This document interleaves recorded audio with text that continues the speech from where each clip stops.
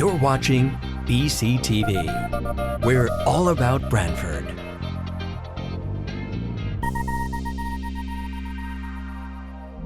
You're watching BCTV, Branford Government Television, a service of Branford Community Television. This program is brought to you in part through the support of the town of Branford.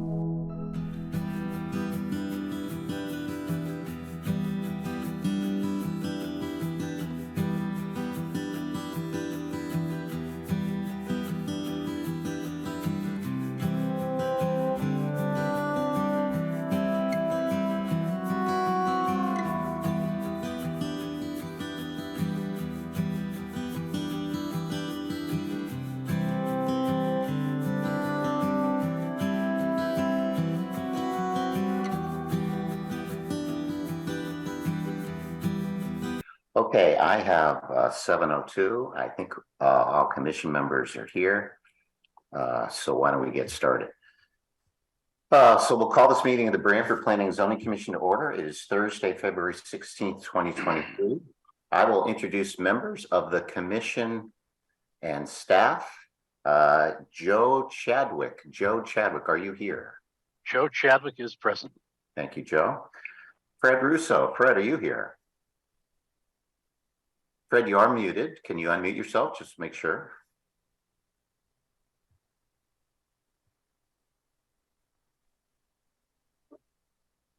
Fred Russo present. Thank you, Fred. Joe Viuso. Joe, are you here? Joe's here. Viuso. Thank you, Joe. Marcy Pelusi. Marcy, are you here? Marcy Pelusi's here. Thank you, Marcy. Massimo Liguri. Massimo, are you here? Massimo Liguri is here. Thank you, Massimo. Sharon Hutner. Sharon, are you here?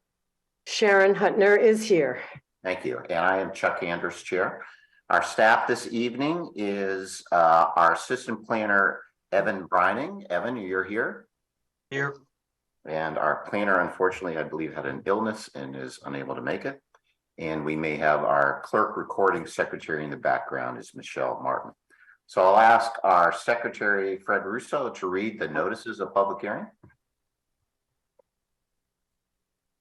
The Planning and Zoning Commission of the Town of Branford, Connecticut hereby gives notice of public hearings to be held on Thursday, February 16, 2023 at 8 p.m. by remote technology to consider the applications listed below. Information regarding how to participate in the public hearings will be provided on the Commission's meeting agenda that will be posted on the town's website at least 24 hours prior to the meeting. 1. Application number 23-4.4. Special exception for an accessory apartment located at 6 Old Boston Road. Peter and Patricia Brogel, applicant and owners. Number 2. Application number 23-1.4. Special exception for an oversized accessory structure located at 6 Old Boston Road. Peter and Patricia Brogel, applicant and owner. Number 3, application number 22-12.7. Special exception for a 2-family house located at 650 Main Street. Silver Linings Development, LLC, care of Carl Mueller, applicant and owner. At said hearings, all persons will have the right to be heard. Copies are on file in the Planning and Zoning Commission office at the Planning Commission Zoning Department, 1019 Main Street, Branford, Connecticut, 06405. Written communications may be sent to the above address or to planning and zoning at branford-connecticut.gov. Branford Planning and Zoning Commission, C. Andres, chairperson. Chuck Andrews, Chair. Thank you, Fred. We'll follow our normal format for public hearings, which is that the applicant goes first. The applicant or its representative can explain the application. At that point, we turn it over to the commission staff for a summary of the staff report, and then we open it up to questions or comments from commission members. After that, we'll open it up to the public portion, and I'm going to ask Evan to explain how the public can participate that in a moment. But I'd ask that when the public portion comes and you wish to speak, that you identify yourself for the record and make your comments. After the public portion is completed, we allow the applicant to respond to any public comment and if there are any further questions from commission members or staff. And then we may close the public hearing, or it's not unusual for us to keep the public hearing open depending on the complexity of the application. So with that, Evan, can you explain to the public what the process is for participating in a public hearing? Sure. When the chair indicates it's time for public comment and you'd like to participate, down at the bottom of your screen, there's a reactions button. There's then a few options, and you'd select raise hand to indicate that you'd like to speak. You can also type into the chat or just type your comments into the chat. And if you're dialing in by phone, you can press *9. And we ask again that everyone please state their name at the beginning of their question or comment. Chuck Anders, Chair. Thank you, Evan. With that, we'll move to our agenda then, our public hearing items. Items numbers 1, 2, 3, and 4 are all by the same applicant and owner.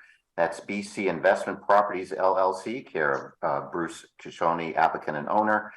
175 Cherry Hill Road. It's an 11 lot re-subdivision, as well as special exceptions for a couple of interior lots and a special exception for grading. That's an application. It's the main thing is the 11 lot re-subdivision off of Cherry Hill Road and I believe Autumn Ridge, and we opened that at our last meeting on February 2nd. We did continue it to this one. I think we indicated there was a possibility we could extend it further, and the applicant has requested that we continue this matter to our next meeting, that there are a number of open items and additional information that the applicant wanted to do, and apparently that is not that information is not all being obtained and responded to. So for these items, and again, it's items number 1 through 4, the 11 lot subdivision here on that one, we will continue that to our next Zoom meeting, our next regular meeting, which will be on, I believe, March 2nd at the same time, 7 p.m. It will also be a remote meeting just like this one. So if you're here on that one, again, that's items 1 through 4. That matter is going to be continued to our March 2nd meeting at 7 p.m. by Zoom. So with that, we'll move on to our next item, which is Peter and Patricia Bruegel, applicant and owners, 6 Old Pawson Road. I hope I pronounced the name correctly. It's a special exception for accessory apartment, and also at the same site, a special exception for an oversized accessory structure. Is the applicant ready to proceed on that one? Yes, Chuck, Jim Preddy, Criscolo Engineering, here representing the Brogels, who are also, I see, on the Hollywood Squares with us here tonight. I'm going to get right to the screen. Hopefully y'all can see that. This is 6 Old Pawson.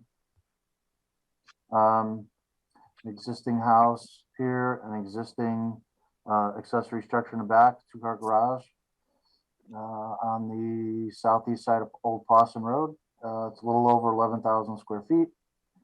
What they would like to do is basically reconstruct that garage, which is rather old, and reconstruct it in the same footprint, squaring it up a little bit, but holding these two, the two sides on the property line side, and reconstruct it with the second floor that has the accessory apartment in it. These dash lines are some overhangs over the existing driveway. I can show you the architectural plans in a minute, but so much like a lot of the other ones that we did recently, this is we did get a variance for expanding the setbacks vertically, and also for exceeding that 30% of the principal structure. We did keep it to 900 square feet. Again, much like a lot of the other ones, but we did get a variance to exceed the 30%, because as you can see, this is not a very large house to begin with. Again, 2-car garage, a little side area for storage, and stairs, and then an apartment above. This is what the structure will look like. Again, there's a little bit of an overhang cantilever here, and then that little deck that sits over the driveway. we do have some, and there's a number I believe that Evan already has in the file, but there are, I believe, 4 or 5, I think 5 letters from neighbors in favor of this application. Most particularly the one right here, which is the neighbor that would be the most affected. We are the closest to their property line. She is also in favor. There are actually some larger trees on the neighboring properties, and I believe a garage right over here. So that going up this extra height really is not going to affect anyone's view from anywhere. I don't know. I do have a picture. That's what the old garage looks like. So there's the garage on a neighboring property, fairly close. So this is from the side street. I'll just look back for a minute here. That picture, the side street that's over on the other side of this property, I took a picture looking across the yard toward the, or it's actually from street view, across to the garage here. So there's the roof of the existing garage. So you can see that going up, the extra, I believe 10 feet or so, not going to really change anyone's view. In fact, here's the garage from the front, from the street side. If I went up any farther, you wouldn't be able to see it at all. But this is a little bit here, and again, there's the existing vegetation in the background. But that's it. It's fairly simple, much like a lot of the other ones. The Brogels are looking to move in there with their folks, so their folks could stay there in the main house and they could live in the apartment and kind of take care of each other at this point. So I guess at this point I'll answer any questions. Chuck, sure. Thank you, Mr. Purdy. I assume your clients are okay with the affordability restriction. Then it sounds like they're not renting it in any event. Yeah, that's not the intent, and right. I think in the very beginning, again, that I mentioned that, and I never kind of went back on it because it didn't seem to me that was happening, so I didn't know. Right. Okay. Evan, you want to review the staff report? Sure. Like Mr. Purdy described for us, we have an accessory apartment over an existing detached garage. They meet the bulk requirements for the R3 district with the exception of the variances that they had granted on December 20th. One of which was the side setback, the other the rear setback, and then a waiver for expansion of a non-conforming structure.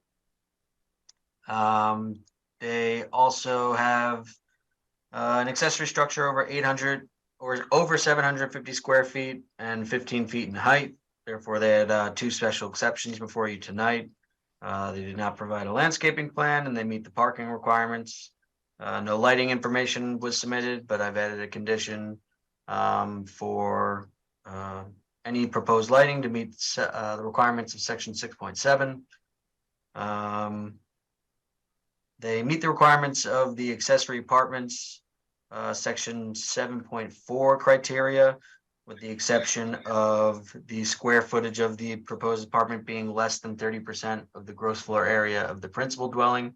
They received a variance for that from the ZBA on December 20th, 2022. And based on the application materials, it appears that the special exception criteria are generally satisfied. Staff recommends 3 conditions: 1 for the lighting to be compliant with section 6.7, 2 for erosion control measures to be installed to the satisfaction of the zoning enforcement officer, and 3 for the deed restriction be introduced so that they have to rent it at affordable rates if they ever do so in the future. Chuck Anderson, thank you, Evan. Any questions or comments from members of the commission before we open it up to the public? Hearing none, then why don't we open this up to the public? Does any member of the public wish to comment? And again, Evan, can you remind us public how to do that? Sure, down at the bottom of your screen, there's a reactions button. Once you select that, please select the raise your hand option. You can also type into the chat that you'd like to participate, or just turn your camera on and wave, and I should be able to see you. Great. So again, would any member of the public wish to comment? You see anyone, Evan? I do not see anyone at this time. Okay. Okay, I guess there's no public comment then. Is there any, Mr. Preddy, anything else? Nope, I think you got the whole picture. Again, I believe it's very similar to others that we brought in recently, and it's pretty straightforward. Building on the old footprint that's there, so I don't think we're really disturbing much. Right, and you're good with the conditions, correct? Correct. Okay. Anything else from commission members or staff? Hearing none, then we can close these items as public hearings. Those are items 5 and 6, and then this is something I think we can probably take up in a little bit. Thank you. Thank you, Ms. Prey. That brings us then to item number 7 on our agenda is the Silver Lining Development LLC, care of Carl Mueller, applicant owner, 650 Main Street. It's a special exception for 2-family residence. And I understand that this one, we've opened the public hearing. We'll open it, but I think there were some issues with the notice, so we have to continue it to our next meeting. Evan, did I get that right? Is that your understanding? That is correct, and also some changes needed for their survey and their site plan. But hopefully we have that all settled and ready for the March 2nd meeting, and they did also receive approval from the Town Center Board last week. Okay, so if you're here on item number 7, we're going to open and continue that one because that one's not. There's some. Well, let's get all the details done before we even start. So we will continue that one. That's item number 7, the Silver Lining 650 Main Street special exception for a 2-family residence. So that public hearing is continued. That brings us to the end of our public hearing items. We do have a set of minutes for our February 2nd meeting that I believe was circulated. And I don't know if the commission members have had a chance to review that. And if so, if someone would like to make an appropriate motion. Fred Russo, I'll make that motion. Fred makes a motion to approve the February 2nd minutes. Is there a second? Chadwick seconds. Joe Chadwick seconds. Any further discussion? All those in favor, Joe Chadwick? Joe Chadwick is in favor. Fred Russo? Fred Russo in favor. Joe Vayuzo? Still in favor. Marcy Palusi? Marcy's in favor. And chair is also in favor. So those minutes are adopted. So then let's bring up the public hearing items that we considered. Again, it was the Pawson Avenue one. There were 2 applications. So I think we have to vote twice, Evan, right? One on each application. Do you have that staff report that you can pull up on the screen for us? Yes, just give me 1 second. Excuse me, Chuck. Yes, absolutely. I Marcy? would recuse myself in this matter, just so you're aware. Okay. Thank you. We'll let the record reflect that Marcy Palusi is recusing herself on this matter. So that means we will need someone, I don't know whose turn it is, Evan, if it would be Sharon or Massimo to vote on this one. I do not recall who voted last. Well, I Sharon, haven't Massimo? been here for 2 weeks, so I think Fine. Massimo voted. Last. Yeah, I voted last. This is Massimo Ligori. I voted last. I think it's Sharon's turn. Okay, great. So thank you guys. And so Sharon, you're up for voting on this one. Okay. So Evan, if you can pull up the staff report and the staff recommendations. So you have it in front of us. Sure.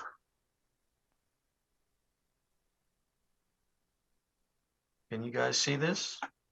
Yes, it looks like the as you summarized, I know in the public hearing you summarized your recommendations, but they're right in front of us and they're also sent out. So the And this would be for the accessory apartment. okay, so this is the accessory apartment. So that's the item number 5, the special exception for the accessory apartment. And it's the three conditions you mentioned about the lighting, the erosion controls and zoning being notified, and the affordability restriction. So if there's any questions or comments, I mean, it seemed fairly straightforward. There was no public comment on it. We did get letters in support from the butters, including the immediate butter on the other side.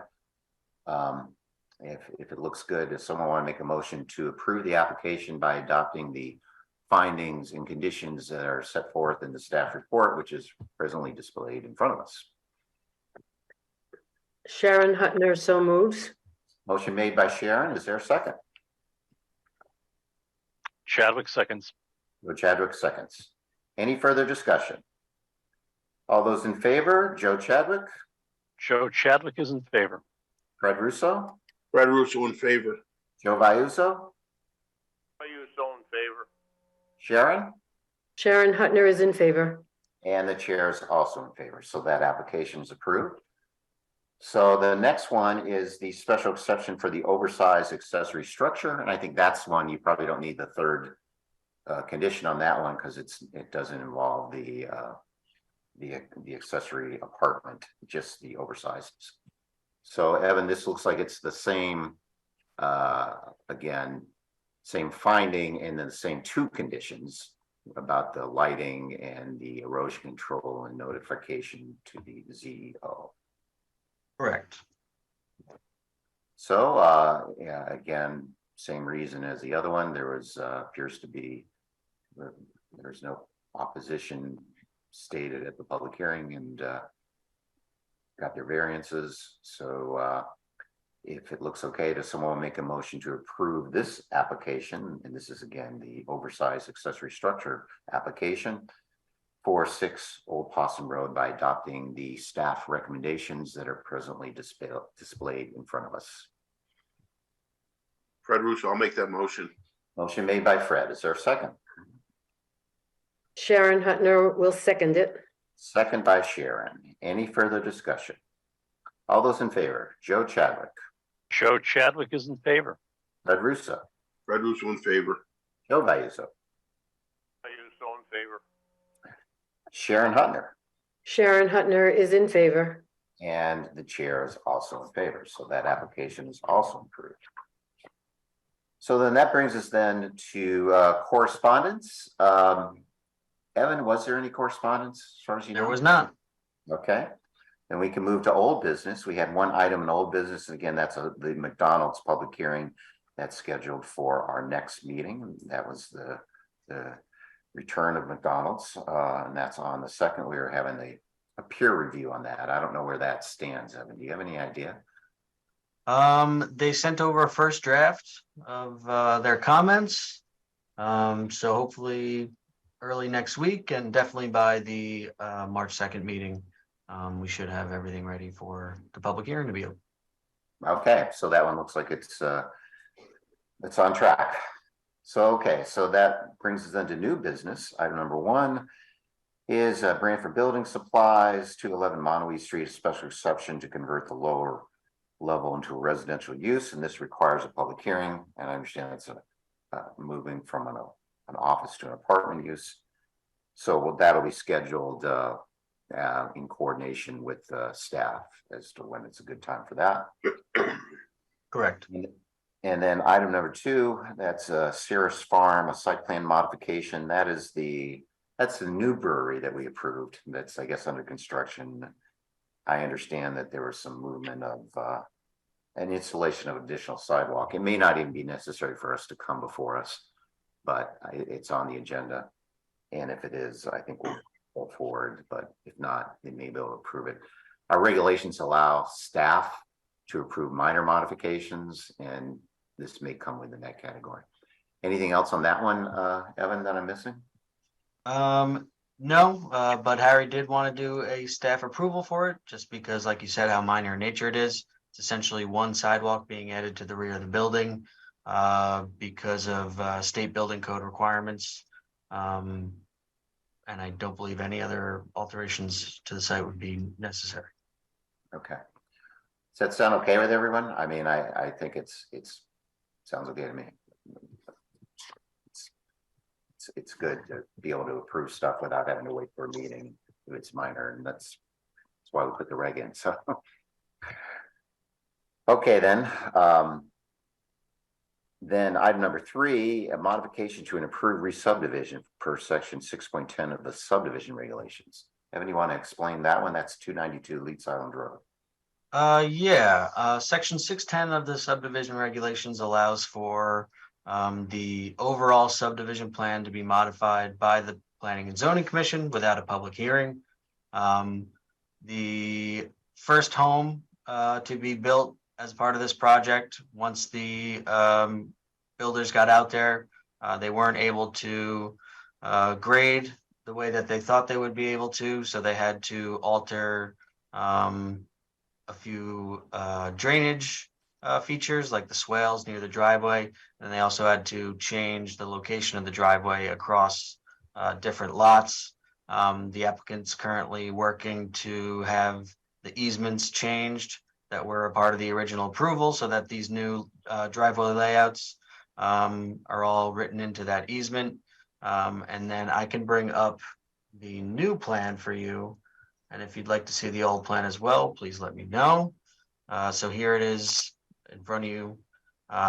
You can see this is the home that was built already. They have the driveway located here.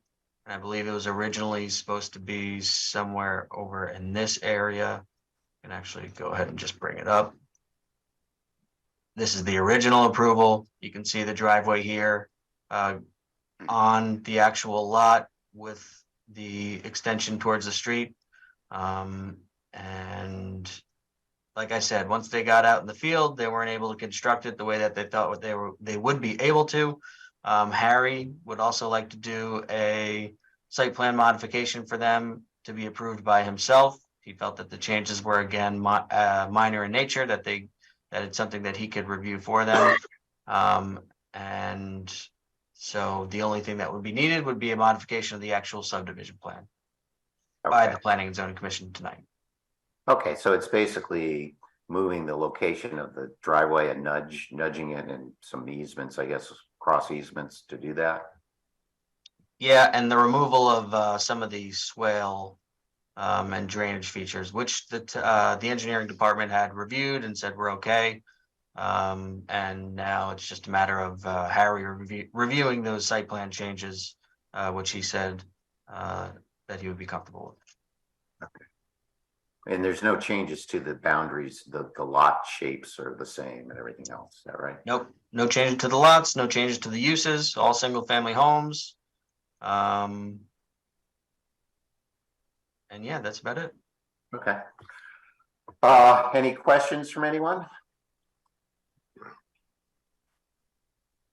Okay, then I guess what we're looking for is a motion to approve the modification to the re-subdivision that's been submitted.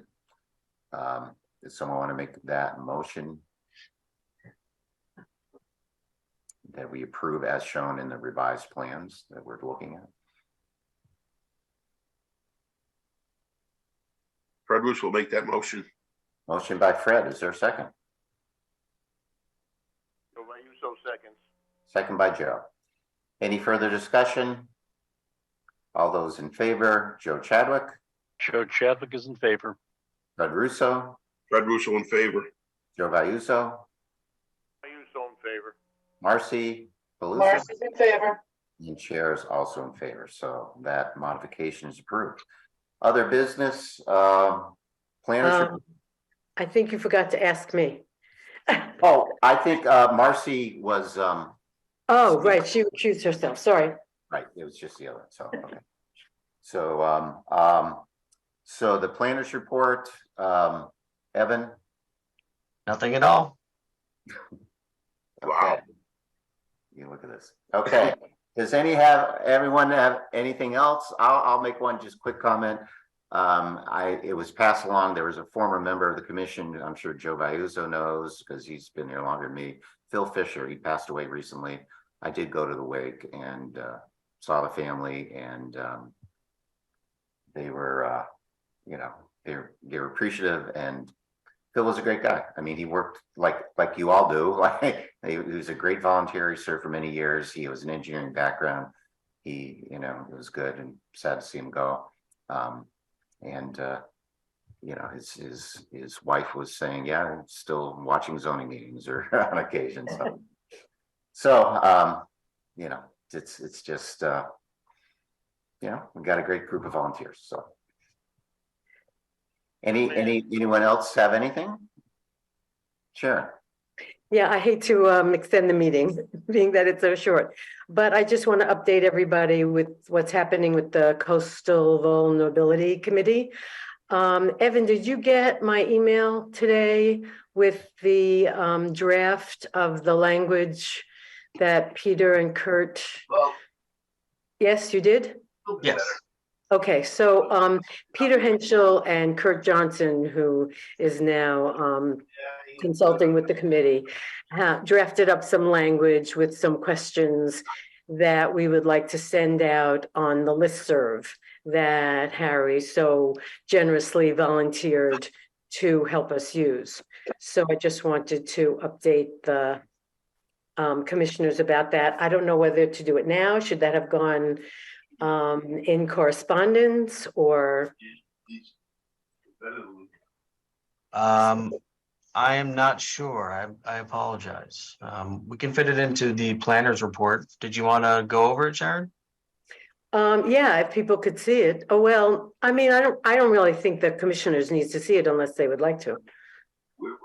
You can maybe staff can just forward it to us so we have it, and then I'm sure Absolutely. what my expectation is that Harry could, if he has any questions or whatever, he could follow up, and then he could circulate it on the listserv. Yeah, right. I mean, I could come to town hall and talk to him about it, or Peter and I and Harry and Evan can have a Zoom, or whatever arrangements would be the most efficient for you guys. Okay.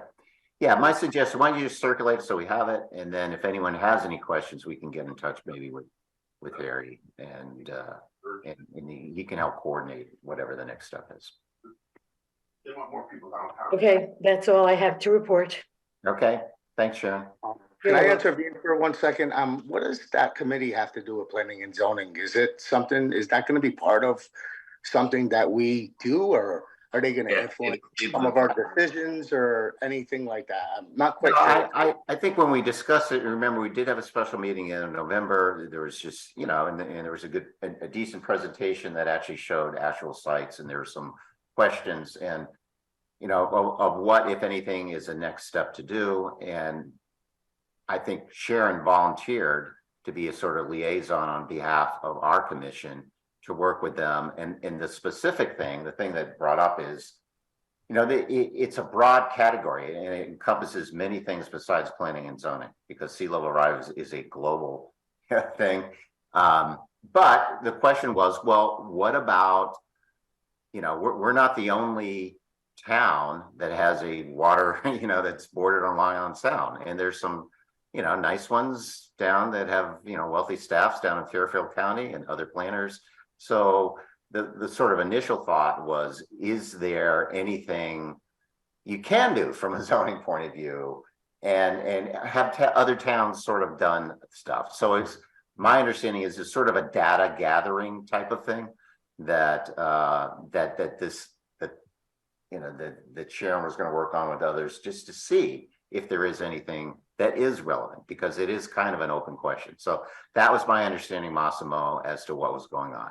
And, who knows where it goes, but that's what it was. So it won't be an influence on, I think whatever gets shown to us should probably even swing by the town attorney to make sure that if, I don't know, I just don't want to, have another committee influence any decisions if they're not part of the process.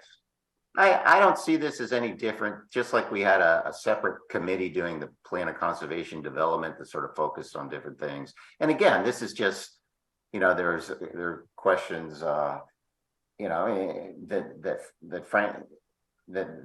may come up with any particular application. And, if there's a problem, I don't see this much different than doing just general study of issues. And I Yeah. think that's great. Yeah, yeah. I think that's a good thing. And I just worry sometimes about the legality, what it could bring Yeah. to the town. You know. certainly don't want to be prejudiced any particular applications because of Correct. something else you're seeing. On the other hand, it's, it's good to have data. So anyway, Absolutely. that's kind of where that was my take, at least my understanding as to what's going on. So any Okay. other thoughts from anyone? Does anyone else have anything else they want to add? Are we going to make this a 35-minute meeting? All right. All right. Well, if there isn't any, then if someone can make a motion to adjourn, then I guess. I'll make a motion to adjourn. It's Marcy. Okay, Marcy. Marcy makes that motion. Is there a second? Chadwick seconds. Joe Chadwick seconds. Any further discussion? All those in favor, Joe Chadwick, Chadwick is in favor. Fred Russo, Fred Russo is in favor. Joe Vayuzo, Joe Vayuso in favor. Marcy, Marcy's in favor. and Chair is also in favor. So thank you, everyone. Have a great night. Hey, great. Okay. Have a great night. Thank and, you. Everybody be well. This program was brought to you in part through the support of the Town of Branford. Watch town meetings and other videos on demand at BranfordTV.org.